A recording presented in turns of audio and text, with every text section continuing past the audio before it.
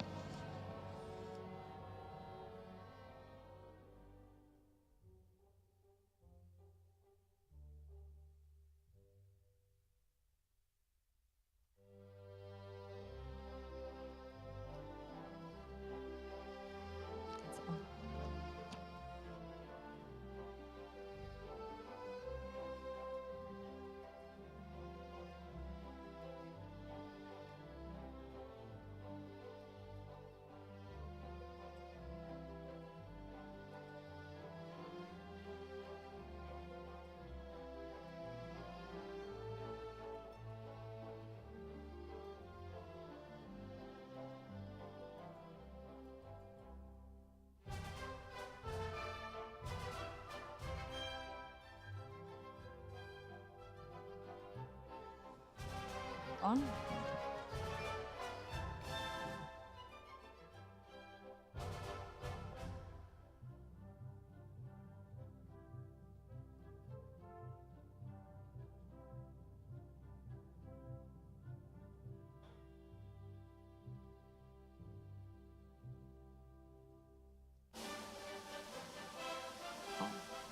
Ladies and gentlemen, please, if you would come in and take your seats. It's open seating on both sides of the central table. Thank you. Please come in, open seating. Thank you so much.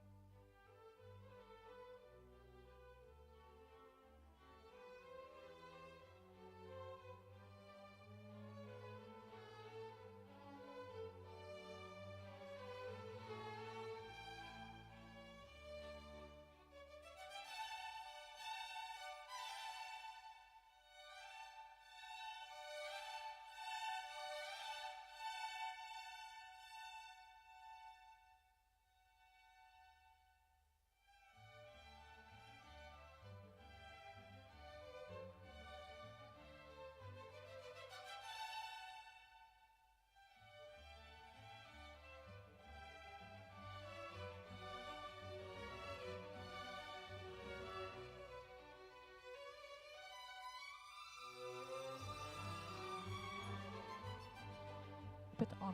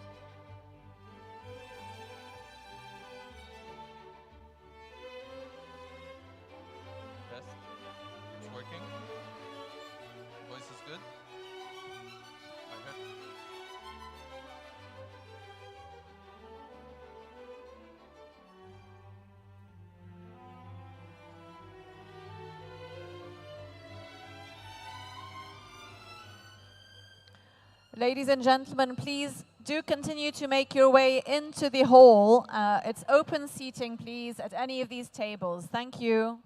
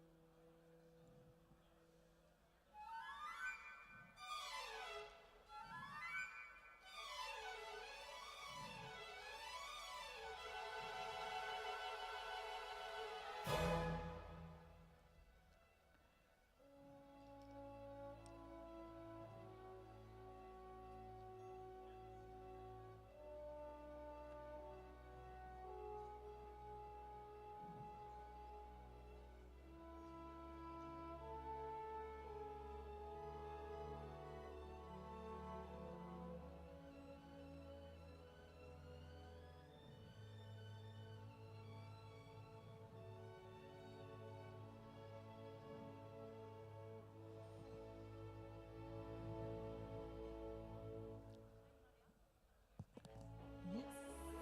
How are you? Nice.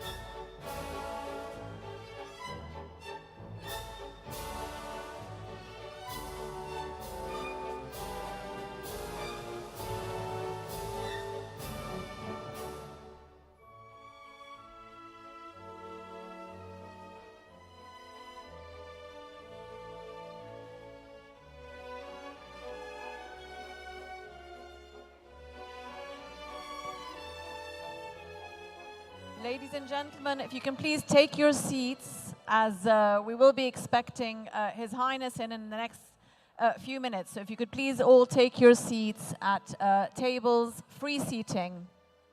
Thank you.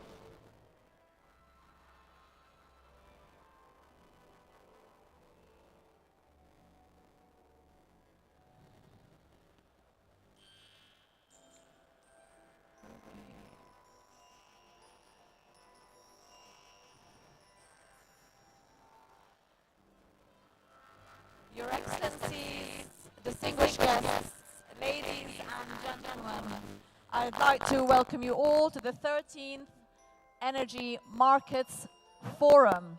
My name is Diala Sabbar, and I'm delighted to be your chairperson and MC over the next 2 days of the forum, which of course is held under the generous patronage of His Highness Sheikh Hamad bin Mohammed Al-Sharqi, member of the Supreme Council and ruler of Fujairah.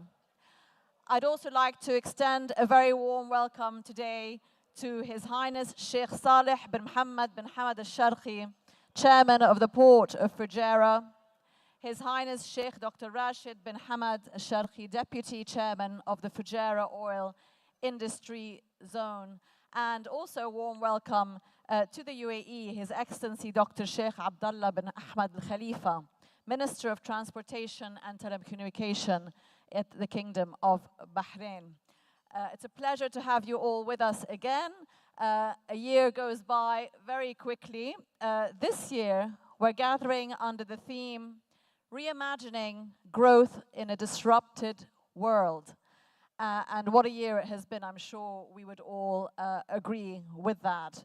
We started the morning. Hopefully, most of you had the opportunity to attend some of our geostrategic sessions that kicked off the morning for us ahead of this welcome lunch. And you'll all see from the programs on your tables and also on the Gulf Intelligence website plenty of detail for our program over the next 2 days. A lot of sessions to be tackled and questions to be answered. And we're delighted to have over 250 distinguished speakers and delegates joining us to help us answer and tackle these questions that are being put to the energy sector in the year ahead.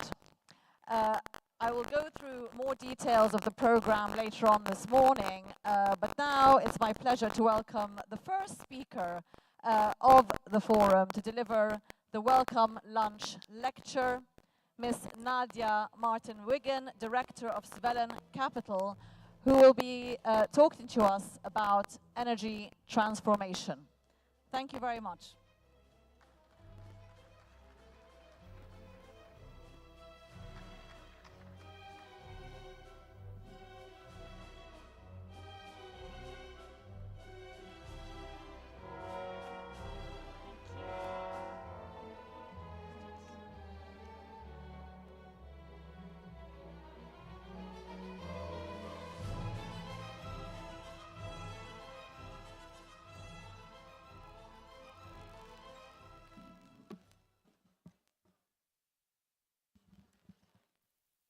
Good afternoon. So, lucky me, I get to be the first presenter on an absolutely outrageous topic called the electrification of everything. I did not think that just because I'm from Norway, where we want to literally electrify everything, we have started by electrifying our oil platforms, that I would be invited to the port of Fujairah to actually speak about electrification when I, of course, think of oil and gas here, primarily. So I'm going to discuss the scenario and what is the opportunity ahead in the MENA region, how we could potentially electrify as much as possible, and what failure to electrify in this region will mean in terms of loss of revenue and additional costs. So to start, how could we consider electrifying at a massive pace? What would that actually mean? If I could flip to the next slide, please. Thank you. So here we are looking at how much electricity demand has grown in the last 22 years. And it's grown by 300%. And here we have a map that is showing really that difference across the region. Of course, in conflict, we have decreases, but we can really see that it has exploded. In the next decade, at a minimum, electricity demand here will increase by 50%. How are we going to electrify? Well, there's a three-pronged solution. Number one, we need to invest in renewables and low carbon power generation. What does that mean? Solar, wind, hydro, nuclear power, gas, and carbon capture and storage, right? Number one. Number two, we need to have energy transmission infrastructure. There's going to be a session tomorrow on microgrids on how we can do that on a local level to keep things more stable rather than on an international level like we've done in Europe, which has some benefits in that you can share energy across regions, but it makes the grid and the system much less stable. And that's why we had power outages like this summer in Spain and Portugal. In this infrastructure investment, we need to invest in power lines, we need to invest in transformer substations, we need to invest in technologies for electric vehicles, charging, and again, those grid constraints are massive. When we think about China, which is the front runner in renewable power generation, in general electrification, those grids are only 15 to 20 years old. If you compare that with Europe, Europe's grids are 45 to 50 years old. So we need massive investment. Fortunately, the Middle East and North Africa is only around 5 to 10 years behind in terms of the quality of the grids behind China. So there's a lot of opportunity there. Finally, the third part is electricity storage. And this has historically been pumped hydro, but increasingly, batteries are the absolute future here. And that means we need to have efficiency in our types of batteries. We need to have scalability in building those batteries and in having them store for longer periods of time. And we need to have the resources available to build those batteries. So, as I mentioned, we're going to have this increase in demand in electrification in this region of the world, MENA, by 50%. That's 800 terawatt hours. That's the total demand of Germany and Spain. I picked those two countries because they are at the forefront in Europe in terms of wind and solar power generation. What is the demand driver in the MENA region? It's actually cooling and desalination. That's going to constitute 40% of demand in this region. This region is the third largest growing demand center in the world. Number one for electricity, number one is China, number two is India, number three is here. So we are at the center of this explosion in demand. But what is our baseline? Last year, electricity generation in this region was 70% provided by natural gas, 20% by oil, 5% by coal, and 5% by renewables. The cost in terms of generating and building out the infrastructure to generate that electricity was $44 billion last year. Now, to prepare for this next decade of demand, we have to invest in this region a minimum of $66 billion every single year in renewables, in nuclear power, and in the grid. And those grid investments are 40% of that spend. As I mentioned at the beginning, what is the cost of failure? And this is the number we need to concentrate on. If we do not reach this capacity on the renewables, nuclear, storage side and grid, this region will lose $80 billion a year in oil and gas revenue because oil and gas will be unavailable to export out of the region to other demand centers because we will need to rely on oil and gas for our electricity demand here. In addition, we will have import bills of around $20 billion a year. And then you can add in the costs of carbon and so forth on a global level. So that's minimum $100 billion a year in losses if we do not utilize the $66 billion a year we need to spend on building out this infrastructure. This failure, how will that makeup be done? On the oil side, it will be primarily consumed in Iran, Iraq, Kuwait, Saudi Arabia. The gas side, Egypt, here in the UAE and Saudi Arabia.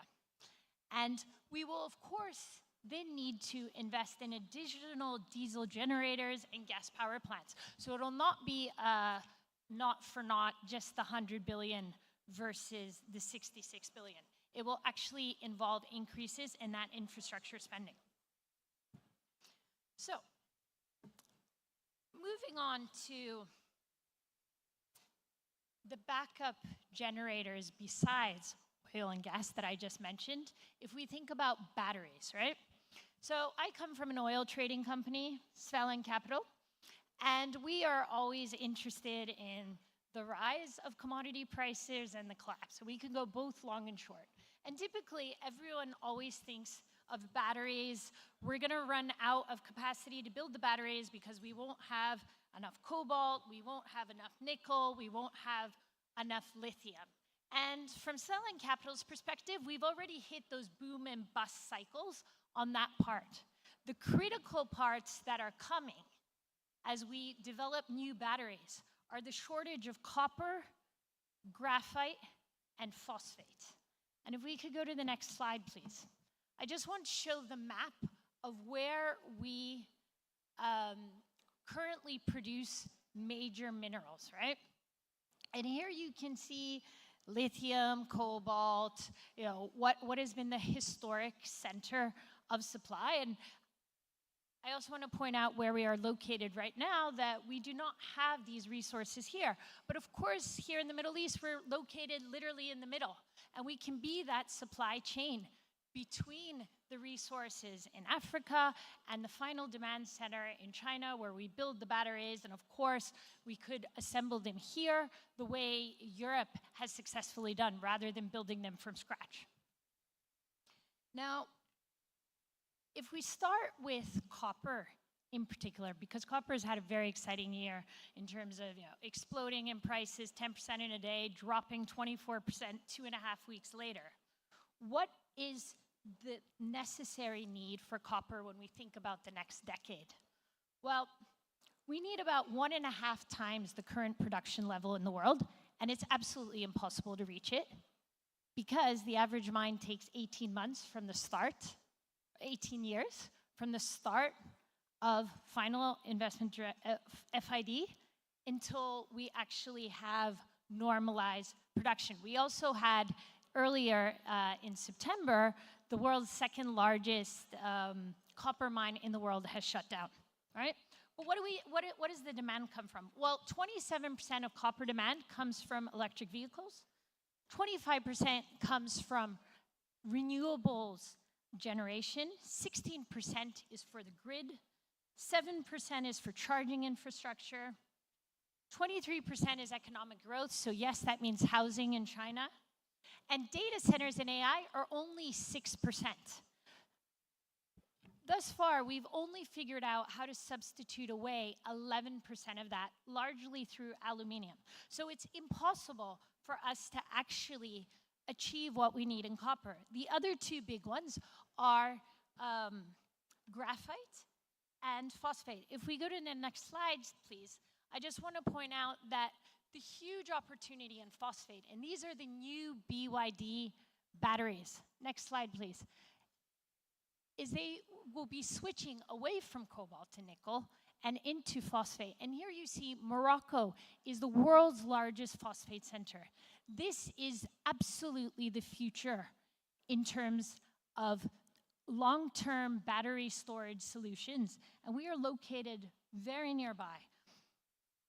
All of this, I want to wrap it up in a political context, right? Because phosphate, of course, is also used as a fertilizer. And this goes back to my point about Norway electrifying everything. The cost of electricity have skyrocketed in Norway. the cost of food, if we dedicate all the phosphate in the world towards electrification and batteries, the cost of food will skyrocket and we will have a shortage of food. So there are always trade-offs.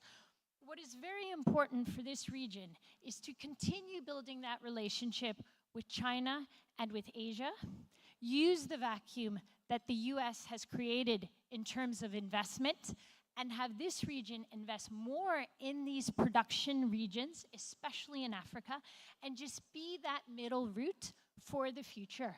But we cannot neglect oil and gas investment at the same time, because then the systems will collapse either here or abroad. And that's why we cannot electrify everything. Thank you very much.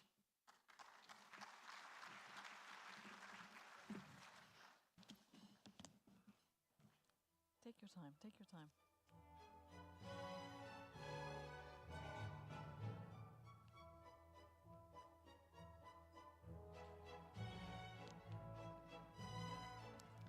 Thank you very much to Nadia for that introduction. A lot of food for thought for us to think about. I'd like to now welcome for the TEDx speech of the Welcome Lunch, Mr. Jay Sadiq, founder and CEO of FortiGuard. He's going to be addressing a topic that's been on the tip of tongues of everybody this year and before that, which is AI, but in the context of climate change. So welcome. Thank you so much, Jay. Thank you. Yes. I want to take everyone back to school. We did something called the frog experiment. There was boiling water. We took the frog and we put it in the boiling water, and what happened, the frog immediately jumped out. We took the same frog into a chilled water and we started heating up the pot little by little. The frog continued to adapt its temperature to the pot. Eventually, it died inside. Today, the world is heating up. And because it's hot outside, now we're building bigger malls. We're even running marathons indoors.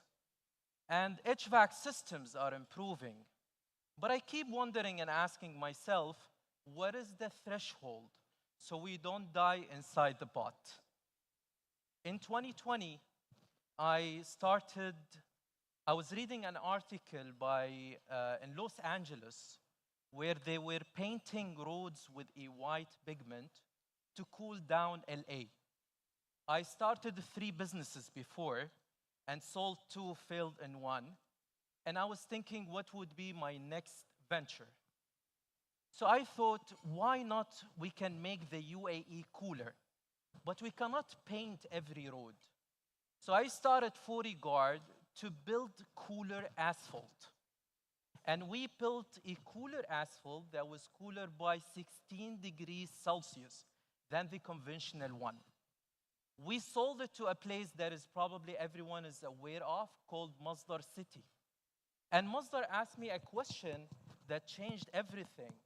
They said, Jay, where are you going to put it? So my answer was, put it everywhere. And they said, sorry, you can't do that. Tell us where are the hot spots in the city. So we looked into satellite level data. And satellite level data was telling us all Masdar City or all Abu Dhabi is 40 degrees Celsius. But is this true?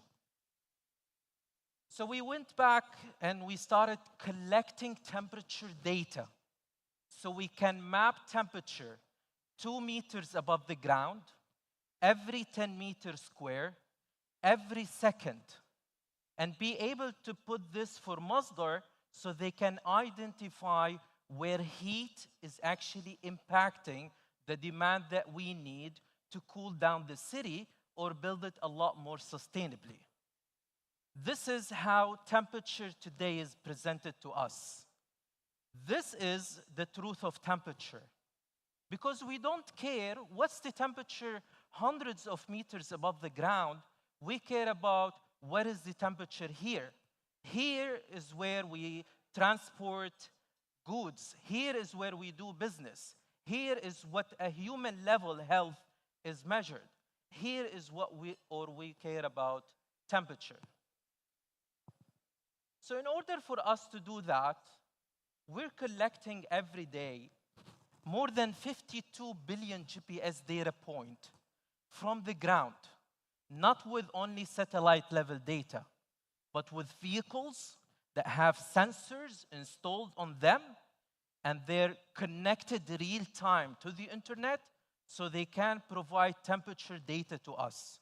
And we're trying to utilize existing IoTs, like maybe solar, or your Apple Watch, or the scooter that you find in the Corniche, or anything else that can collect temperature for us to build what we call our large temperature models.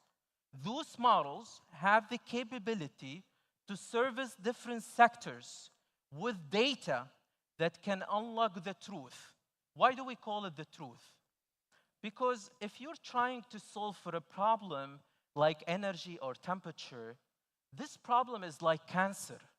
It's very difficult to tell what is the problem, or let alone what would be the solution without an MRI.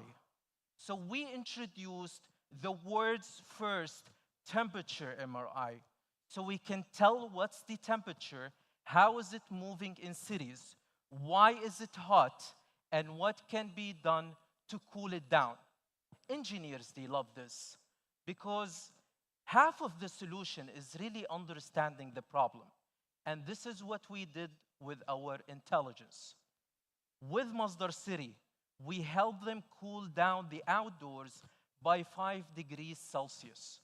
And imagine the benefits that could reflect on energy savings, that could reflect on economics, like improving the occupancy rate, or imagine the benefits that could reflect on the human thermal comfort, so we can build much more sustainable and cooler cities. I am pleased to introduce the temperature dashboard.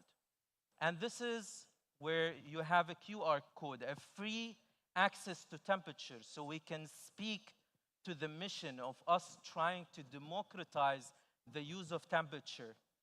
Now, temperature and energy are together. With the increase of temperature, there will always be a higher demand for us to use more energy.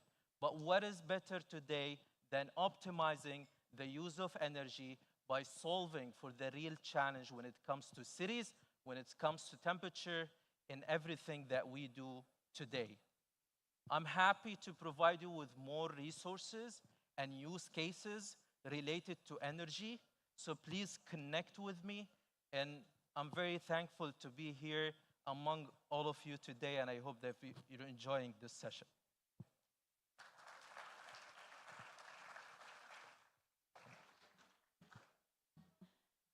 Thank you for that, Jay. Thank you very much. It's time now for the first interview that we're going to have in the forum up here on stage. I'm delighted to be moderating that, and I'd like to introduce and invite to come up and join me Mr. Victor Gao, Chairman of the China Energy Security Institute and also Vice President of the Center for China and Globalization. And joining him will be Mr. Narendra Taneja, Chairman of the Independent Energy Policy Institute in India. Thank you very much, gentlemen, for joining.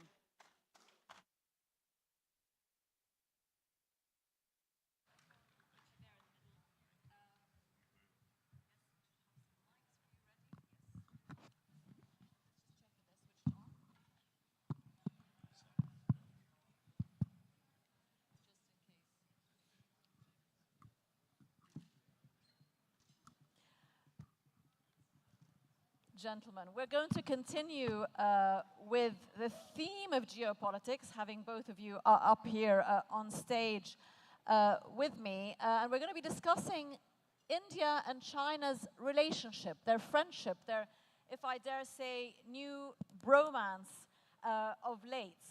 And the question that we're going to be asking really is, is this happening? Narendra, I'm going to use this mic because I think it's much more reliable. I think we're all working here. Narendra, let me start with you. just to ask you an overarching question is the recent sort of rapprochement, warming of relations between these two 1 billion plus population centers of countries, is it to do with immediate strategic threats, trade, tariff challenges, economics, macro challenges, or is this the start, perhaps, of a new era of friendship between these two countries? Give us your take. Thank you very much. Thanks for having me.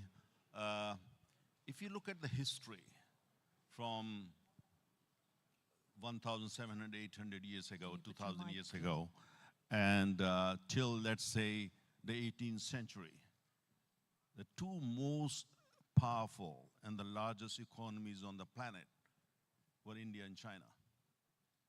So if China has grown big today, and if India is growing big now, it's no surprise. It's just history repeating But why now? itself. My question is, Yeah. why have we seen a shift, albeit the start perhaps of a longer term shift, but we have seen relations warm considerably. Is that because of the immediate threat of, you're in the middle of tariff negotiations with the US and so is China.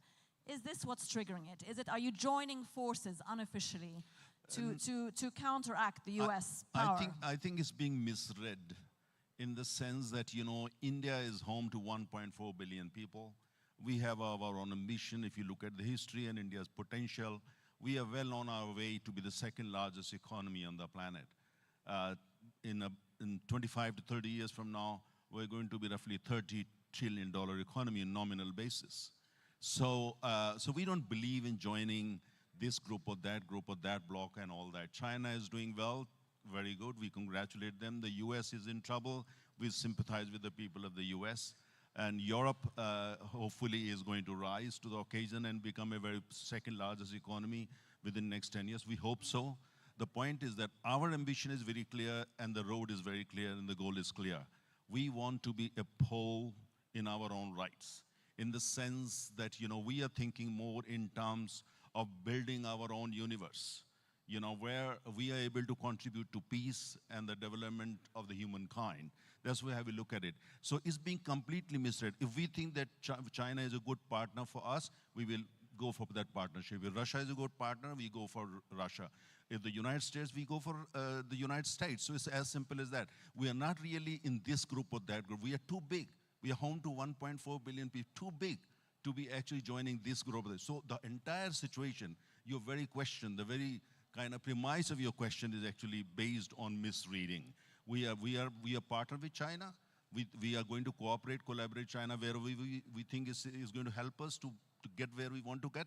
We are going to collaborate with Russia. We are going to collaborate with the United States, or tomorrow with Nigeria, and today we are already collaborating with Brazil. So we are building our own universe. Okay, and India is always maintained sort of this posture of neutrality, playing every partner that it can to its advantage, and rightly so. Mr. Gao, China less obviously so. A lot of people saying China wants a China-centric Asia, a unipolar Asia led by China, which India would not like. Earlier on, I was attending your geostrategic session. You were talking about multipolarity, but China has yet to convince the world, perhaps, that it's serious about that. Again, do you see a warming of relations with India, or has that always been there? Let's see what your thought is on that question. Thank you very much, Your Excellencies, Your Majesties, ladies and gentlemen. It is my great pleasure to be here attending not only this luncheon discussion, but also the Energy Forum itself. I'm very honored and very privileged to share with you some of my views. First of all, yes, indeed, China-Indian relations are warming. But what is the common denominator for China and India? In addition to everything else, I coined the term superpopulations. In the world of today, there are only China and India, each with a population of 1.4 billion people. And for the foreseeable future, probably all the way up to 2100, China and India will remain the only two superpopulations in the world. Superpopulation means a country with a population of 1 billion or 1 billion plus. That means both China and India, the only two superpopulations in the world, have tremendous amount of responsibility for ourselves, for each other, and for mankind as a whole. Now, indeed, there are some problems in China-Indian relations, but allow me to set the record straight. The problems, especially territorial disputes between China and India, which do exist, are not created by either India or China. They were the leftovers from the British colonists when they ruled Indian subcontinent as the British Indian Empire. Now, If we I would start say, going down the road of the British Empire, I don't think we'll end. But let me ask you, sorry to interrupt you, Mr. Gao, on that point of the border, I mean, that is really the crux which has sort of kept the issue between the two countries. We'll go down to economics in a minute. But that territorial dispute, do you see that being resolved? Is that what it will take to see a long-term strategic change in the relationship between the two countries? but I would say the territorial dispute, which was left over by Mr. McMahon, who drew the line, which was taken by India to be the border between China and India, and which China refused, sooner or later it need to be resolved. But the territorial dispute between China and India is not the totality of China-Indian relations. I think when you talk about economics, in 1978, the size of the Indian economy and the Chinese economy were more or less on a par with each other. But as of now, the size of the Chinese economy is more or less about 5 times as big as the Indian economy. Whereas China has become one of the most highly developed industrialized economy, Indian economy still has great potential to go before it fully becomes an industrialized economy. That means China and India can really benefit each other by helping each other. And I always told my friends in India, China is not an enemy of India. If you think about a war between China and India, the real enemy is the Himalayas, which is the mighty mountain. And Indian side should not really pick a fight against the Himalaya mountain. Okay, That so gives us all the reason to be friends with each other. friends, okay, let's take that. Economic friends, and back to you, Narendra. I mean, you are highly reliant on China's friendly economic supply chain to India. That is obviously something that you would not easily give up, and so we are maintaining the peace between the two on a geopolitical spectrum. But where do you see that going? Does that put India in a difficult position when it comes to geopolitical relations with China, and indeed with both of the countries' posture with the US as well? Well, as you know, that we have a very interesting partnership with China, economical, industrial areas, and so many other things. But at the same time, the fact remains, we don't look upon China as a developed country, as Victor said. China is a developing country. Look at China's per capita GDP. It's very small. It's number 50 on the global list. And we think there's so many issues and problems that we actually, we can benefit from each other's experience. The question is that, I think the biggest Himalaya, of course, there are some issues on the border and all that. And there is work in progress, negotiations are happening. But the real challenge is that China wants to see, that's our reading, they want to make Asia a unipolar Asia, in the sense Asia dominated by only China is not acceptable to us. Asia belongs to China, Asia belongs to India, Asia belongs to Indonesia, Asia belongs to Vietnam, Asia belongs to Japan, Asia belongs to Russia, Asia belongs to Iran, and so many other countries. So therefore, I think the problem that we face is China is a very interesting country. What they have achieved is wonderful. And actually, I must compliment and congratulate Victor for that. But the question is, it's a very difficult country to understand. Let me give you one example. According to my own reading, not India, my own reading, China doesn't have a single friend on the planet. Not a single friend. They have proxies, they have clients. They don't have a friend. Not a single friend. Can I just interrupt you there? Let's talk about, is Russia a friend? Because Russia, both of you, is a supplier of oil, especially to India.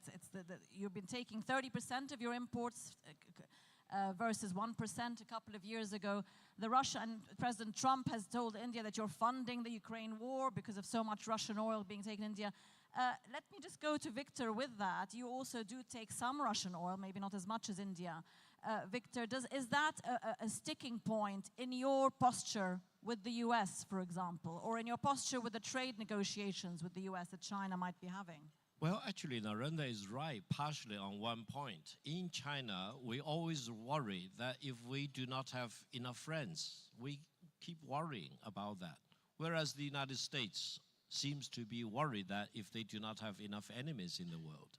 So we always worry if we do not have enough friends. There's no worry and there. if anyone sitting in this August hall wants to be a friend of China, raise your hand and you will have my full support. That's number one. Number two is to have a friend. I think if China is not a friend with the rest of the world, China cannot be the largest trading nation with more than 150 countries in the world. Not only India depends on China for supplies of all kinds, more than 150 countries in the world have China as the largest trading nation. Tell me, any country can be the largest trading nation with so many countries in the world if it's not friendly with all the other countries, if it does not treat other countries with respect and deals with you on equal terms, if it keeps holding a gun at your head. Do you want to have a friend like that? No way. So China believes the whole world should be a friend of China. And China is so eager to be your friend. And China is also very eager to be a friend with India, as I hope Narendra will treat me as his personal friend. Okay, I mean, Narendra, I hear you. Just put your mic very close so we can hear every word you're going to say and respond. I hear you wanting to respond to Victor, but also I'd like you to address friendships within the sort of larger context of the BRICS group, which is expanding. Of course, it includes both countries, but that's also... do you see this as a new geostrategic powerhouse, if you like, going forward? You see, when I say China doesn't have a friend, I mean, in general terms, just because I'm buying something from somebody, I don't necessarily become a friend. If we live in a modern world, interdependence is the key. So interdependence for commodities in the sector, industrial sector, or the technology sector, it doesn't necessarily mean a friend. You see, the question is that, when I said China lacks friends, so China does a single friend, ask people in the neighborhood of China. Okay, let's move on at the same to answer your question. At the same time, we are a very large country. We have our own kind of, vision of the world. And we are going to collaborate with China, whether they call us friend, they call us enemy, they call us by any name, wherever we think is necessary.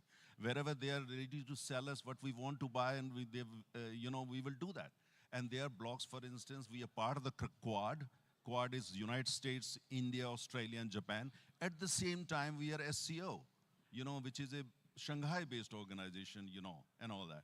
And there is a perception that, it's kind of China plays a very important role there. And we have no problem with that. So we will shake hand with China wherever necessary. If that's in our national interest, we'll shake hand with Russia wherever we think is necessary. And, we will be part of Quad if we think that tomorrow we need to create our own Quad. Let's say with China together, India, China, and Russia come together to make our world a safer and better place, we will do that. So you see, it's multi-alignment, it's multipolarity. The question is that, the biggest challenge that we face, and I'm being very honest, Victor, here with you. I don't want to play with words. I'm being very honest, that can we trust China? You see, we have been friends with China forever. If you look at the history, 1950s, we used to call China not a friend, a brother. Hindi, Chini, bhai, bhai, that was the slogan. And they attacked us in 62. Okay, so Victor. now, just to conclude, just one line. Yes, okay. Now the problem that we face is we want to be friends, we want to do more business. Our biggest and the challenge is, can we trust China? Okay, Victor, trust. Let's put your mic very close so we can hear every word, please. Thank you very much.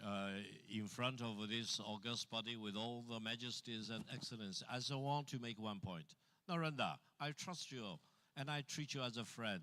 But the biggest political ambition of India now is to become a permanent member state of the United Nations Security Council.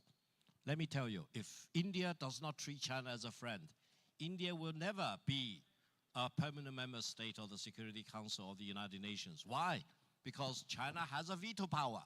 China will never support any country in the world to become another This permanent is member the real state face of China. of This is the real another my permanent friend, member this state. is the real if face. It is So not it's a friend of it's a China. threat. Narendra, tell Prime Minister Victor, Modi, tell the this Indian is the real government, face of China. treat I think China we as want a to friend remove the veto before you power. have The any real chance face to of become People's a Republic permanent one member at a state time, of the one at a Security time. Council of the United Nations. Now look, you see, Treat China as a friend. if That's you, the bottom line. Okay. I Those, helped you with those who water. have I history will of not diplomacy, Pour water for anyone if I do not consider her or him as my Okay. friend. Narendra, or back, even back beer to for you. That's not the Yes. issue. The point, no, just listen to me. You see the point, those who know the history of diplomacy, when China became People's Republic of China, as you know the history, and India helped China to become permanent member of the Security Council. We helped. Now the question is, we helped. And now the question is that now here in this room in Fujairah in the United Arab Emirates, my friend from China, who is not an ordinary Chinese, he says that, look, this is kind of a threat. Now the question is that India wants to be permanent member of we have 1.4 billion people. You know, the point here is that the only country that's coming in the way, the only country, US is okay, France is okay, Russia is very okay, all of the countries. Only country that's not letting India become the permanent member of the Security Council is called People's Republic of China. Now this is the problem. Because you do not so treat how China can you as a trust, friend. How can you trust such a country? Allow me to We add want to that, yeah. trust China, we want to do more business with China, but there are two things very clear. We will not allow a unipolar Asia, is not going to happen. We will never let that happen. Number two, the question is that we and China, if we work together, if China and India work together, we can change the face not only of Asia, of the entire world. That's the potential. But they have to help us to trust them. Trust is the biggest challenge. Okay, that comes back to the border probably issue. Okay, Mr. Gao, Very last quickly, words, and I very have one quickly. more question to put to both China of you. is opposed to unipolarity in the world as well as anywhere else in the world, in Asia in particular. So don't get me wrong. China is not seeking unipolarity in Asia. China does not allow any other country to seek unipolarity in the world of today. Do you know why? Because the international order we're living through, founded back in 1945, was meant to be multipolar. You mentioned India supported China. No, China sacrificed 35 million people, and China fought its way to create the international order we live in today. That's why China was the permanent member state of the Security Council of the United Nations. Okay. China I mean, fought this against is- I'm not, fascism. listen, this- I'm this, not, we we in a row. can't accept the Chinese, So, let's Chinese be version of honest. world history. Miranda, I That's think- the Chinese version. Miranda, That's if not say, the real version. if you I'd do not say- have sorry, enough gentlemen, understanding if I of can just history, interrupt. you can go back to school I to don't study think- history. I don't think we're being very Tell friendly here. August the I'm Budget, happy to go I back am to school, but speaking not the to the truth. Chinese Yeah. school of history. China Okay, can fought I just against ask, the I have fascism. one more history. question. I have And one more earned question. its Happy to go to place. any other school. I but not think- the A Chinese permanent school of member history. state of the Security The Council of the Security United Council- This is Nations. the main Okay, issue. excuse me. Period. You know, Trust. I we hold main the issue. floor. Yes, The yes. Macbeth line is the border Okay, between thank China you. and India. Thank Don't you, get Mr. angry. Gao. Victor, Thank you, don't get Mr. angry. Taneja. Don't get Thank you. agitated. Thank you. The I'm from the Security country of Council, Gandhi. We the believe in Security peace. Don't get Council agitated. of the UN needs a lot of reform. I think we would all agree, beyond China and Indian interests. One more question. Let's get current. I wanted a quick 1-minute update from each of you. Where do the US-India trade relations or trade negotiations stand today? 1-minute answer, please. Very easy. You see the question, I think if you could rephrase your question, not the United States of America, Trump. There is a difference of between course, Donald Trump and the Okay. United States of America. Yeah. We have some issues there, but US is a democracy, India is a democracy. Our negotiators are on the table. We're trying to sort out this issue because for us, United States is a very important country. Western Europe is a very important country. When you look at, for instance, India's political ideology, philosophy, directions, and future, you see a lot of alignment between India and Western Europe, Japan, Australia, and the United States. There is a bit of setback there thanks to President Trump. We very much hope that President Trump would be able to see through the mist and able to work for better relationships. But at the same time, for us, as far as we are national interest concerned, United States is important, so is China, so is Russia, so is Indonesia, so is United Arab Emirates. So wherever, you see, is our national interest. If it's in we'll try our best, but at the same time, if President Trump wants us to sign on the dotted line, That will never, ever happen. Okay, Mr. Gao, how damaging has the yo-yo of these trade negotiations been on China's economy this year? First of all, I would advise India to treat President Trump as the President of the United States, as the Commander-in-Chief. In that position, all of us here need to give Mr. Trump the full respect he deserves as the head of state, as the Commander-in-Chief of the United States of America. Secondly, India can do better if you learn from Pakistan. Pakistan treated Trump as he is, the field marshal of the army chief intelligence or chief of staff, treated Trump as he deserves. Therefore, they get top-notch respect from Washington. If Narendra, if Prime Minister Modi, if the What Indian about China? government I want to hear would from you about treat China. President Trump as he is, you Okay. will get better treatment in the world. Just one line. China deals with Trump as he is. Not less, Pakistan- not more than the head of Okay. state as the commander-in-chief of the US military. Therefore, despite of all the vicissitude in the world, China-US relations hold the course. And China will never give in to maximum pressure from Washington. Okay. But Just China one. will not shortchange the United States for all the respect the United States will get. I personally supported President Donald Trump to get the Nobel Peace Prize. And I want to declare Oh my gosh, no, okay. in front of this august I'm body, afraid, gentlemen, I thank you. A support round of Trump applause. getting 2 points. Nobel A Peace round of Prize. No, 2 applause, points. please, for Mr. Two- Taneja 2 points. and Mr. Gao. let We me have to complete. wrap Just it up. quickly, very Otherwise, quickly. people are number gonna one, get very hungry. number one, President Trump is not going to get Nobel Peace Prize. Number two important is That is as his far as- view, you see, not my as, view. As far as Tell Washington it's not No, Victor just Gao's view. Last line. As far as Pakistan is concerned, Pakistan is our neighbor. We were the one same country until very recently. How to deal with Pakistan, we know better. We don't need any advice from any other country, including China. Let us first, China, learn to respect Pakistan and the people of Pakistan. And let Chinese first start learning the faith that they follow. They must know the faith that they follow and respect that faith and understand a bit of that faith. Thank you very much, gentlemen. Another round of applause. Thank you so much. Thank you very much. Please, if you would take your seats. Thank you, gentlemen. Yes, well, we'll take one after lunch, perhaps. Please take your place at your tables. Thank you. Sean will take a picture. Your Excellencies, ladies and gentlemen, we will be proceeding to have the main course in just a minute. Before we do, I'm delighted, it's a pleasure to announce a very special award. You know, in the lead up to the forum this month, before the summer, we set a challenge, a health challenge, a fitness challenge to the delegates, which we called 25 million steps to Fujairah. 25 million, of course, signifying the volume of barrels of oil that are produced more or less out of the Gulf every day. We set that. We had a number of participants, and I'm delighted to announce the winner who clocked in more than 2 million miles between July and August. And you'll see now when he comes up how fit he looks. Mr. Gary King, who's president of the ICE Futures Abu Dhabi.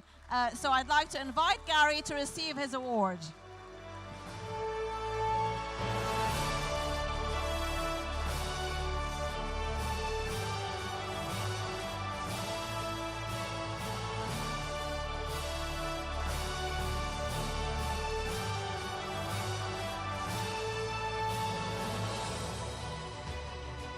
Congratulations to Gary King. That's a wonderful achievement, an example for all of us to follow. Ladies and gentlemen, we're going to now have the second course served. And after that, at 2:30, I'm going to get up here and remind you all of what's next, which, if we can have the music turned down, thank you, which is that at 2:30, we're going to, of course, be continuing with our program, which is back to some more geostrategic sessions upstairs on the first floor. And we have the workshop on the LPG market next door, which is hosted by Enoch, and we'll remind you of that in half an hour. So thank you so much, everybody. Bon appétit. Enjoy your lunch. All the best. Thank you, and congratulations again, Gary. All the best. Thank you.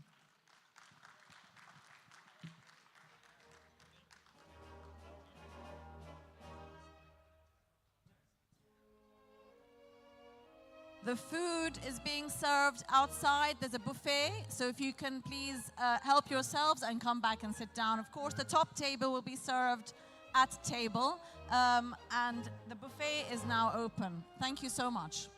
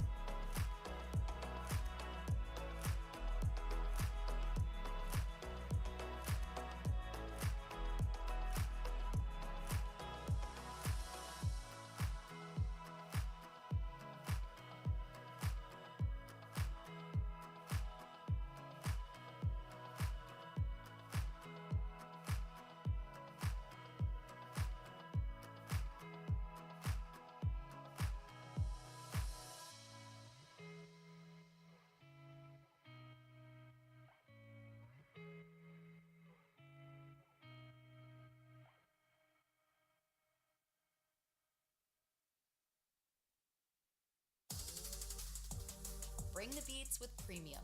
Download and bring your music anywhere so you can dance to high-quality music without hearing ads. Mix up your playlist with song recommendations from Smart Shuffle, or take total control of your listening with unlimited skips and repeats. Experience music without limits. Tap the banner to get started.